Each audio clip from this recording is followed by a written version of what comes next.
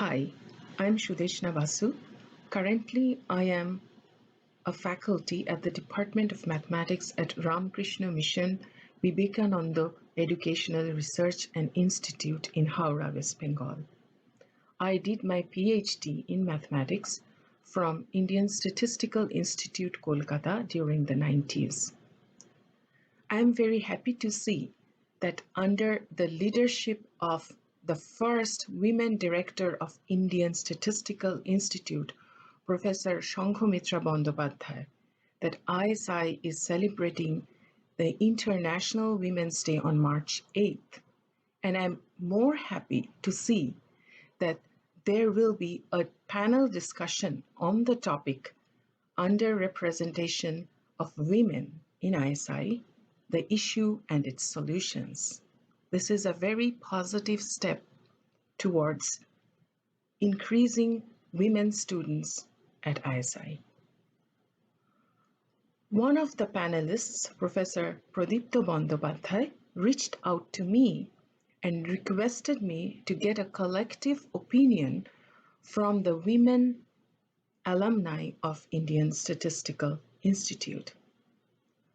So what I thought was this: instead of me writing on behalf of all these women, why don't they speak for themselves?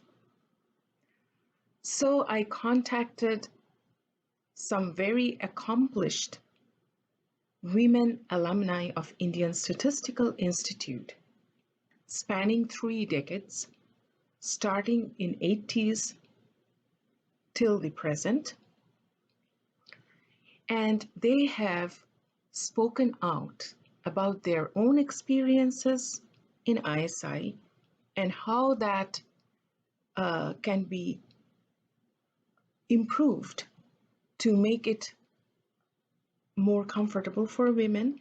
And they have also suggested a few solutions and positive steps towards it. All these women alumni of ISI are accomplished in their own fields. They come from different parts of India, and we also have among us one international alumni. So we are all very happy to share our thoughts with you all. I will first briefly share my thoughts. Broadly speaking, make ISI more women-friendly. Make them feel welcome, that is the women, the girl students. Make it a safer place for the girl students. Make them feel safe, that's also very important. Secondly, hire more women employees, both academic and non-academic, so increase the presence of women in the campus. And this could be done using the reservation policy, which is widely accepted and used all over the world by many institutions and universities, and it has proven to yield positive results. Third, initiate an orientation on how to address and identify sexual harassment. Make this orientation mandatory for all ISI employees and students. Fourth and last, initiate outreach programs like visitations of local schools, especially girls' schools, and also welcoming the students from these girls' schools for campus visits. Make them aware of the opportunities they have at Indian Statistical Institute. Highlight the achievements of the accomplished women alumni of Indian Statistical Institute.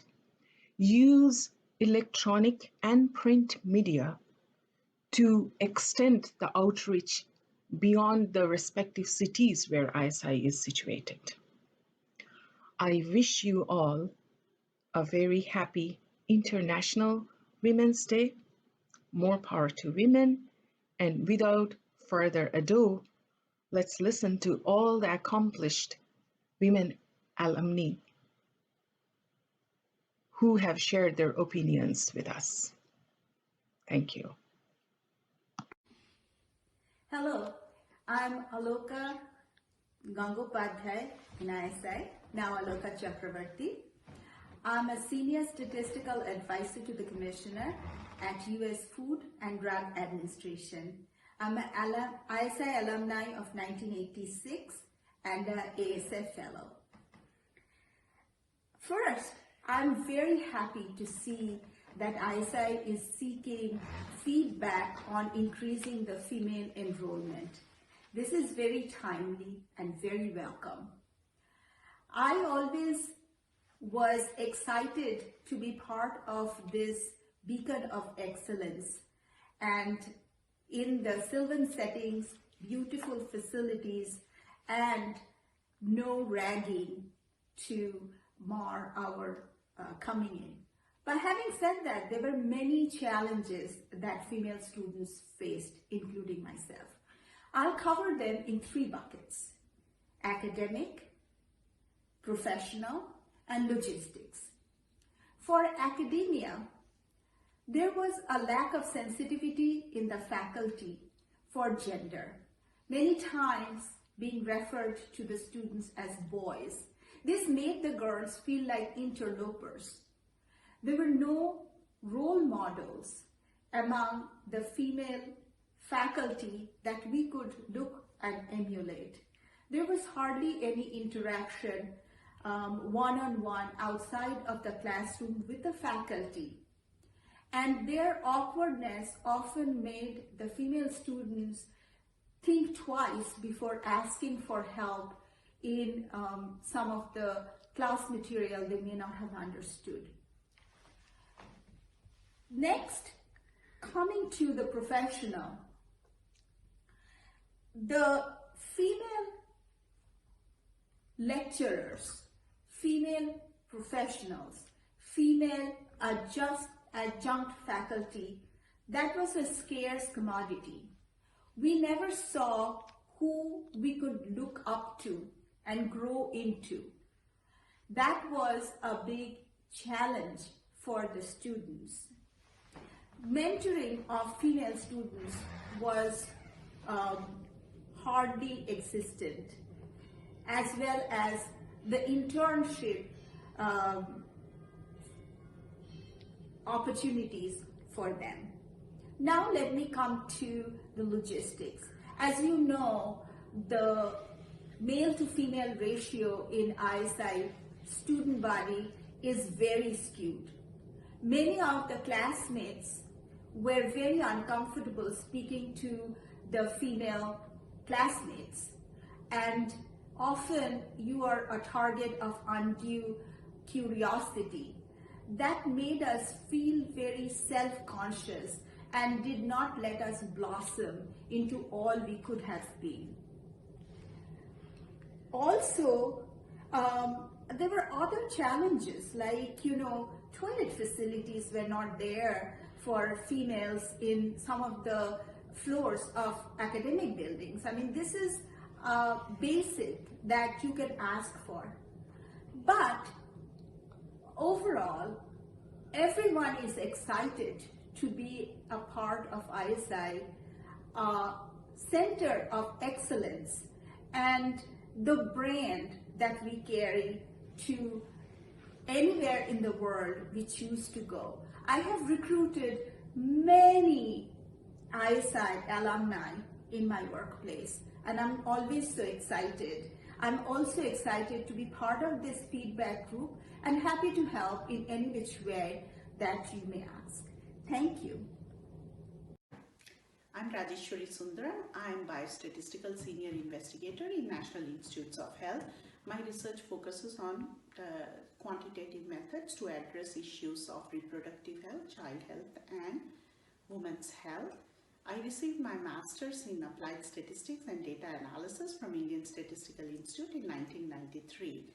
So when Sudeshna Basu approached me to talk about my thoughts on increasing enrollment of female students in Indian Statistical Institute, I was very excited. This issue is very near and dear to me. In fact, I'm heavily involved in these issues at NIH, which sets guidelines not just for the NIH community, but also for the scientific community at large in US, which benefits from NIH grants. My thought about ISI is that we should reach out to the community at the earliest point by reaching out to the high school female students by holding seminars, webinars, and workshops. In fact, we should have a statistics day at ISI where they come and see what happens at ISI. The next step is to make sure that the enrolled female students have a very positive experience during their journey at ISI without any type of harassment. This can be achieved by having a zero tolerance policy for harassment and setting them up with a peer group of senior female students with whom they can interact safely with. The last point that I want to mention is about the feedback that the female student receives throughout her journey at ISI. Professors should be encouraged to use gender neutral adjectives and to refrain from adjectives like sincere and hardworking for female students and gifted and talented for male students. In the recommendation letters, in fact, they should use gender neutral adjectives and refrain from giving away the gender of the student.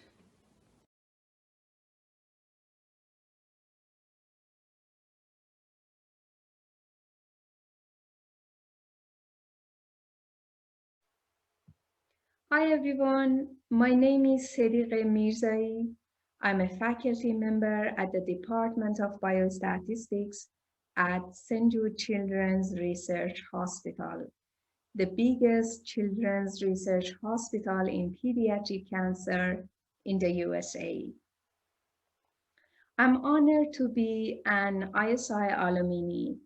I got my PhD in statistics in 2015 from Applied Statistical Unit of Indian Statistical Institute, Kolkata. I'm asked to talk about my opinion, how we can increase the enrollment of women at ISI.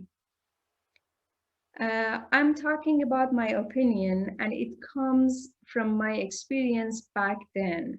The situation may have changed by now, but at that time, any minority which was happening at ISI, either it was gender-wise or cultural-wise, was because of undiversified faculty distribution. I think that was the reason, and still it may be the reason. We may increase the number of female faculty to have a more diversity in faculty distribution, and in that way, we may increase the number of female students at ISI. Thank you. Hello everyone, my name is Neha Agarwala. I'm currently pursuing PhD in statistics from the University of Maryland. My connection to the Indian Statistical Institute goes back to 2013 when I joined ISI Delhi for the MStat program. I'm really happy to share my experience with all of you, and hopefully I can in some way motivate more students or more female students to pursue their education in ISI. When I started the MStat program at ISI Delhi, I was the only female student in my class. I believe we were a class of 14 students. Even though I knew I would be the only girl in my class, I couldn't quite comprehend the challenges it would bring before I actually joined the institute. Obviously, it was difficult during the initial period, but ISI is such a small community and it is really easy to make friends, not only from your department, but also from other departments. Having said that, there were definitely some outdated comments and unconscious biases. I remember one such institute when during the hiring process, a certain company selected a female student over her male classmates. Sadly, some people credited that to her gender and not to her merits. These unconscious remarks are sad, but I believe the situation is getting better and definitely improving. And the idea is to continuously challenge and change such thought processes. I think with each passing day, we are seen more as a researcher first and then as a woman, not the other way around. And to improve, in my opinion, to encourage more students or more girls to join ISI, assigning a mentor to those selected can be really helpful. It is natural for a newly admitted student, a female student, to think that I might end up being the only girl in the class. It has been observed that this is actually a very common and a reasonable concern for women in science in general. Addressing these issues and talking about the challenges before joining the institute can be really helpful. It can help the student gain some perspective and make a conscious decision. Another solution is to make the female student feel more welcome and more inclusive. One way to do that is to form organizations which requires mandatory participation from the female students. In all, I believe ISI is a great institute, and I had a really good experience, good learning experience at the Indian Statistical Institute. It is really great that ISI is taking such initiative towards such a justified cause, and I'm glad to be a part of it. Thank you. Mittal Biswas from the 813 BStat MStat ISI Kolkata batch, currently a researcher in the US. It feels good to know that ISI is thinking about encouraging female enrollment. I remember the many, oh my goodness, so many women reactions our batch received because we had 7 women out of the 55 students, the largest number of women students in the BStat batch at that point. I think the aggregate female enrollment in the 5 years prior to that was 3.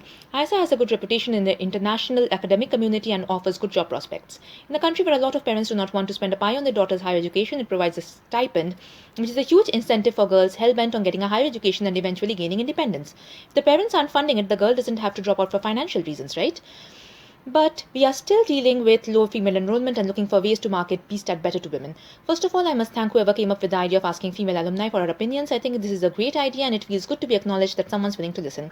I'll start by touching upon a few points of why female enrollment might be suffering, drawing upon a few of my own experiences in the process.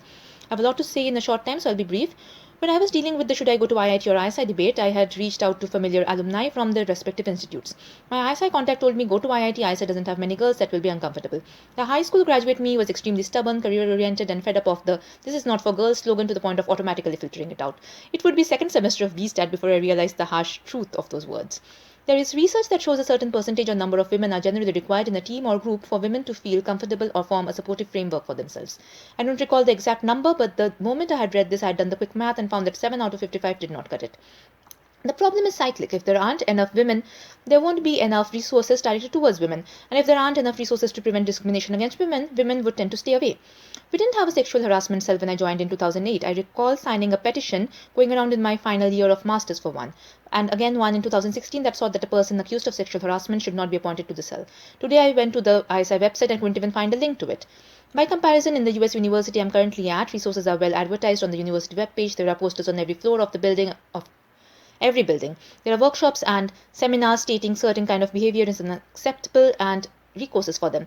Our department has female professors acting as mentors to other female students and holding frequent meetings to encourage our career development.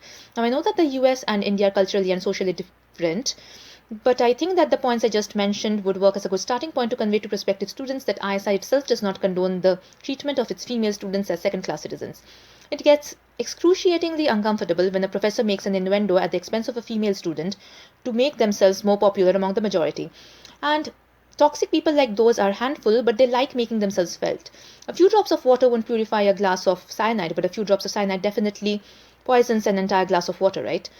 I have had some amazing professors in ISI and I would like other girls to be taught by them, but just like the person I had spoken to prior to my admission, I'm honor bound to tell the truth if a prospect asks me, and it pains me that that one sentence might be depriving me and others of an amazing female colleague in the future.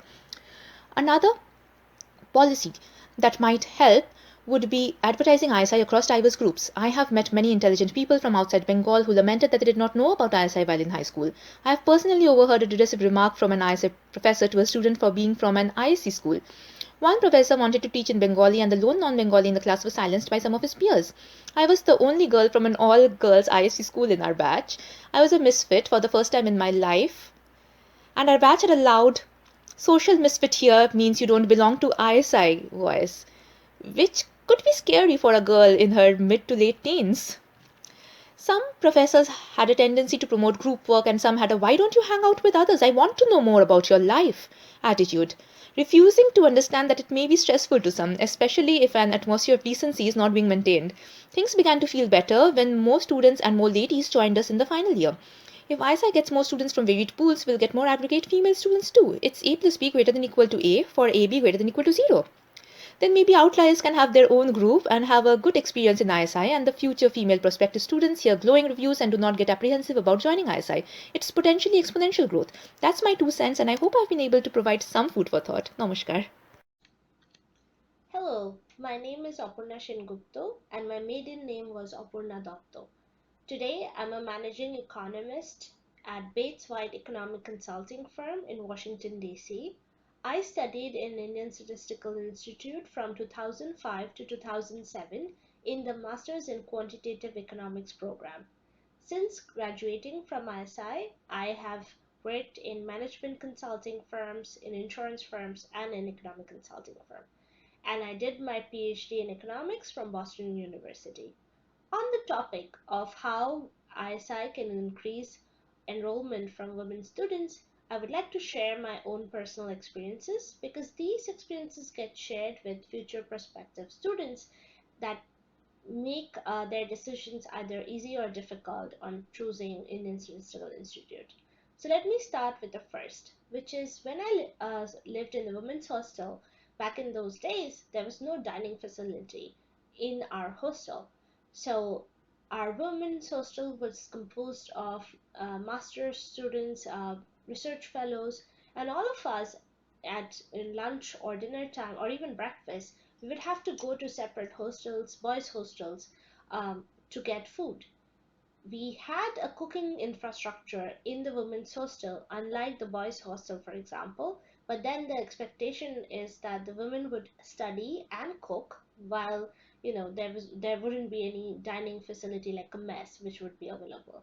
So that was very different. Like we always had to go to the boys' hostel for dinners, and it was unfortunate that we didn't have the same in the women's hostel.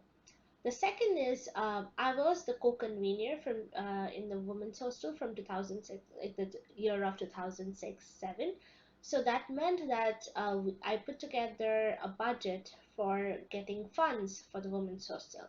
For the budget, we had shown how we would use the funds to expand the computer lab, the library, and have some, normal facilities like uh, getting the refrigerator fixed, uh, the TV room cleaned and functional, all of those. When we went to the dean and president of the institute and talked about our budget and our plan to use the funds, we were told that why does the women's hostel need these funds? There's everything is available in the boys' hostel, so why don't you just use that infrastructure? um, and that was the first response, and that was pretty shocking for me, given that women's hostel had a good amount of size, and not saying that why does women's hostel need that infrastructure was interesting. The third experience that I had was a personal one where my friend came to visit me, and I was told that visitors for women's hostel would need special access. If my friend parked the car in front of the boys' hostel, that was fine because she was visiting the boys' hostel. But the same car, if it was being parked, or if she was visiting me first, then she would need to go through some special visitor permissions from beforehand before she visited me. So these are my experiences, and I really hope that students since then, women students, have not faced the same situations that I have, and that there is a mess now at Women's Hostel, and that future students, when they consider if they should study in ISI, they can think about a more equal experience when they come to in Statistical Institute. Thank you.